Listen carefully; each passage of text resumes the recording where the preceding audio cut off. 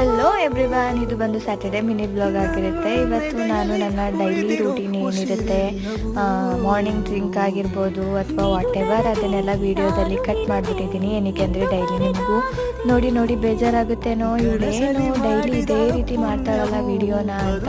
So ಹಾಗಾಗಿ ಇವತ್ತು direct ನಾನು ತಿಂಡಿಯಿಂದ ಕ್ಯಾಪ್ಚರ್ ಮಾಡಿ ಅಪ್ಲೋಡ್ ಮಾಡ್ತಾ ಇದ್ದೀನಿ. ಇವತ್ತಿನ ತಿಂಡಿಗೆ ನಾನು ಹೆಸರು ಕಾಳು ದೋಸೆನ ಮಾಡ್ಕೊತಾ ಇದ್ದೀನಿ. ಅದ್ರ ಜೊತೆಗೆ ಪೀನಟ್ ಚಟ್ನಿ ಕೂಡ ಮಾಡ್ಕೊತಾ ಇದ್ದೀನಿ. ನನಗೆ ಚಟ್ನಿಗಳಲ್ಲೆಲ್ಲ ಬೆಳ್ಳುಳ್ಳಿ ಫ್ಲೇವರ್ ಜಾಸ್ತಿ ಬಂದರೆ ತಿನ್ನೋದಕ್ಕೆ ಇಷ್ಟ ಆಗಲ್ಲ. ಸೊ ಹಾಗಾಗಿ ನಾನು ಒಂದೇ ಒಂದು ಹಾಕೊಂಡಿದ್ದೀನಿ.